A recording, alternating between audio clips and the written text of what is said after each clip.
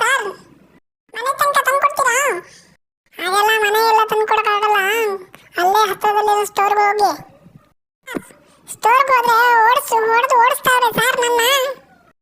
ಯಾವ ಸ್ಟೋರಿಗೆ ಹೋಗಿದ್ರಿ? ಬಾರ್ದಿ ವೈನ್ ಸ್ಟೋರಿಗೆ ಹೋಗಿದ್ದೆ ಕಾಣೋ. ಅಯ್ಯ ನೀನ್ ನಮ್ಮ ಸ್ಟೋರಿಗೆ ಸಿಮ್ ಸ್ಟೋರ್ಸಿಗೆ ಹೋಗ್ಬೇಕು ತಾನೆ ಸರ್. ಅದೆಲ್ಲ ಸ್ಟೋರ್ಸ್ ಬೇಡ ಸರ್, ನೀವೇ ಒಂದು ಸಿಮ್ ಕೊಡಿ ಸರ್, ನಂಗೆ ಬೆಸ್ಟು ನನ್ನ ಹೆಸರು ಮೇಲೆ. ಸರಿ, ನಿನ್ನ ಹೆಸರೇನು? ಮಂಗ.